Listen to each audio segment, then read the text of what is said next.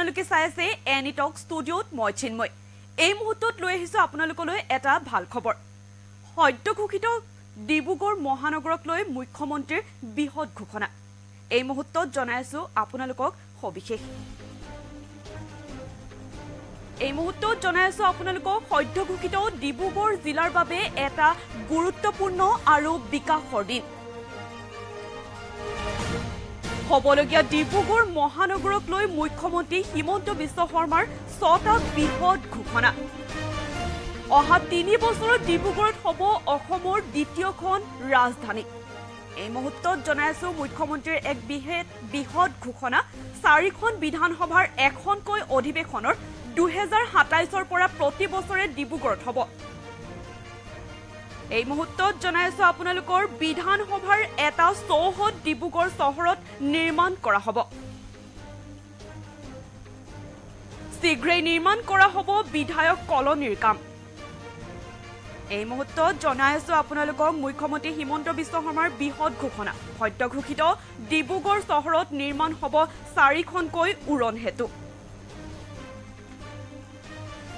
মানকাটা আমোলাপট্টি লাহৱাল লেজাইট নিৰ্মাণ কৰা হ'ব উৰণীয়া হেতু এই মুহূৰ্তত জনাইছো আপোনালোকক আমোলাপট্টিত 1479 মিটাৰ দৈৰ্ঘ্যৰ উৰণ হেতুৰ বাবে ধাৰ্য কৰা হৈছে 198 কোটি টকা আৰু লাহৱালত 72 কোটি ব্যয়েৰে নিৰ্মাণ হ'ব 1486 মিটাৰ দৈৰ্ঘ্যৰ উৰণ হেতু এই মুহূৰ্তত জনাইছো আপোনালোকক মুখ্যমন্ত্ৰীৰ এক বৃহৎ ঘোষণা মানকাটাৰ 84 কোটি টকাৰ ব্যয় সাপেক্ষে হ'ব 814 মিটাৰ দৈৰ্ঘ্যৰ উৰণ হেতু আৰু লেজাইট 691 মিটাৰ দৈৰ্ঘ্যৰ উৰণ হেতুৰ বাবে ৰাজ্য চৰকাৰে ব্যয় কৰিব 62 কোটি টকা এই মুহূৰ্তত জনাইছো আপোনালোকক সদ্য ঘোষিত ডিব্ৰুগড় জিলাৰ বাবে এটা আসলতে গুৰুত্বপূৰ্ণ আৰু বিকাশৰ দিন নতুন ৰূপত জিলিকিব উজনি অসমৰ ডিব্ৰুগড় চহৰ হবলগীয়া ডিব্ৰুগড় মহানগৰক লৈ মুখ্যমন্ত্ৰী হিমন্ত বিশ্ব শৰ্মাৰ বৃহৎ ঘোষণা অহা 3 বছৰত ডিব্ৰুগড়ত হ'ব অসমৰ দ্বিতীয়খন ৰাজধানী এই মুহূৰ্তত জনাইছো আপোনালোকক মুখ্যমন্ত্ৰীৰ এক বৃহৎ ঘোষণা 4খন বিধানসভাৰ এখন অধিৱেশন 2027ৰ পৰা প্ৰতি বছৰে হ'ব ডিব্ৰুগড়ত বিধানসভাৰ এটা চৌহদ ডিব্ৰুগড় চহৰতো নিৰ্মাণ কৰা হ'ব আৰু সদ্য ঘোষিত ডিব্ৰুগড় চহৰত নিৰ্মাণ হ'ব 4খনকৈ উৰণ হেতু এই মুহূৰ্তত জনাইছো আপোনালোকক ডিব্ৰুগড় চহৰত নিৰ্মাণ হ'ব 4খনকৈ উৰণ হেতু মানকাটা আমোলাপট্টি লাহৱাল আৰু লেজাইট নিৰ্মাণ কৰা হ'ব উৰণ হেতু আমোলাপট্টিত 1479 মিটাৰ দৈৰ্ঘ্যৰ উৰণ হেতুৰ বাবে ধাৰ্য কৰা হৈছে 198 কোটি টকা আৰু লাহৱালত 72 কোটি ব্যয়েৰে নিৰ্মাণ হ'ব 1486 মিটাৰ দৈৰ্ঘ্যৰ উৰণ হেতু মানকাটাত 84 কোটি টকাৰ ব্যয় সাপেক্ষে হ'ব 814 মিটাৰ দৈৰ্ঘ্যৰ উৰণ হেতু এই মুহূৰ্তত জনাইছো আপোনালোকক আৰু লেজাইট 691 মিটাৰ দৈৰ্ঘ্যৰ উৰণ হেতুৰ বাবে ৰাজ্য চৰকাৰে ব্যয় কৰিব 62 কোটি টকা নতুন ৰূপত জিলিকিব উজনি অসমৰ ডিব্ৰুগড় চহৰ এই মুহূৰ্তত জনাইছো আপোনালোকক সদ্য ঘোষিত ডিব্ৰুগড় জিলাৰ বাবে গুৰুত্বপূৰ্ণ খবৰ হবলগীয়া ডিব্ৰুগড় মহানগৰক লৈ আসলতে মুখ্যমন্ত্ৰী হিমন্ত বিশ্ব শৰ্মাৰ 6টা বৃহৎ ঘোষণা অহা 3 বছৰ ডিব্ৰুগড়ত হ'ব অসমৰ 3খন ৰাজধানী আৰু শীঘ্ৰেই নিৰ্মাণ কৰিব 4খনকৈ উৰণ হেতু এই সন্দৰ্ভত মুখ্যমন্ত্ৰীৰ ভাষ্য আমি আপোনালোকলৈ আগবঢ়াইছো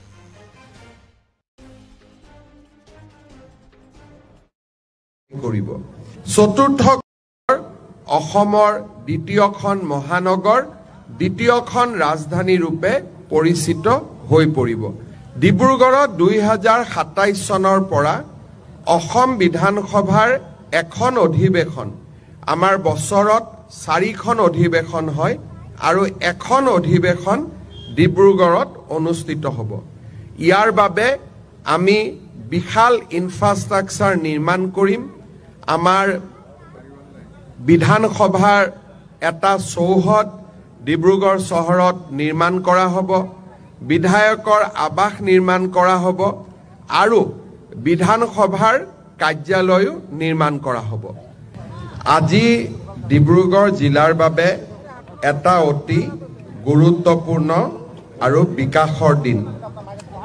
আজি আমি 4খন উৰণীয়া সেতুৰ আধাৰশিলা স্থাপন কৰিছোঁ।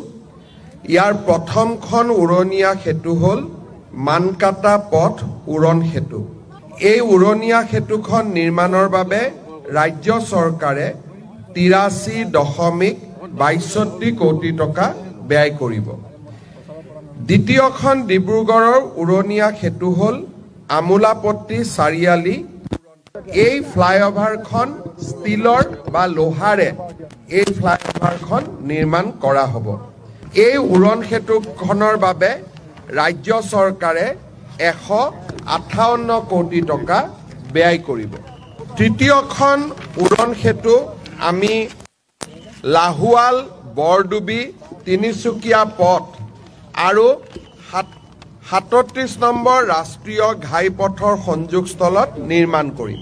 এই উৰণীয়া সেতুখনো 71.52 কোটি টকা ৰাজ্য চৰকাৰে ব্যয় কৰিব। চতুৰ্থখন উৰণীয়া সেতু লেজাই কলাখোৱা পথৰ ওপৰত নিৰ্মাণ কৰা হ'ব। এইখন উৰণীয়া সেতু আমি ষ্ট্ৰিং ষ্টীল গাৰ্ডাৰৰ সৈতে নিৰ্মাণ কৰিম।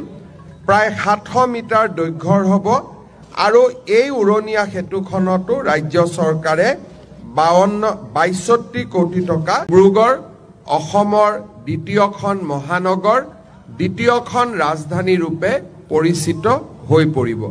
ডিব্ৰুগড়ত 2027 চনৰ পৰা অসম বিধানসভাৰ এখন অধিৱেশন, আমাৰ বছৰত 4খন অধিৱেশন হয় আৰু এখন অধিৱেশন ডিব্ৰুগড়ত অনুষ্ঠিত হ'ব।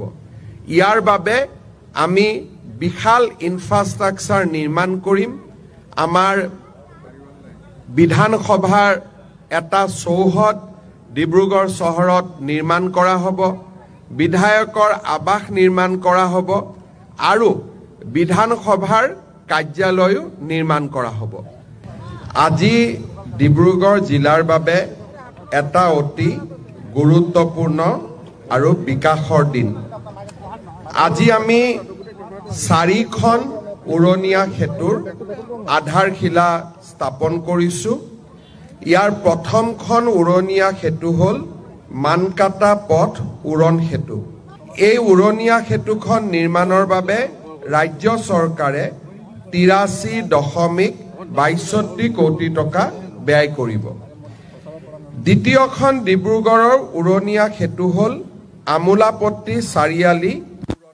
এই ফ্লাইঅভাৰখন ষ্টীলৰ বা লোহাৰে এই ফ্লাইঅভাৰখন নিৰ্মাণ কৰা হ'ব। এই উৰণ সেতুখনৰ বাবে ৰাজ্য চৰকাৰে 158 কোটি টকা ব্যয় কৰিব।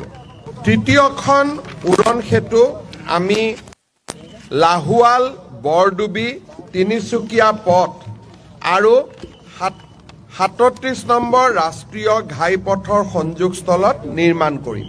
এই উৰণীয়া সেতুখনো 71.52 কোটি টকা ৰাজ্য চৰকাৰে ব্যয় কৰিব।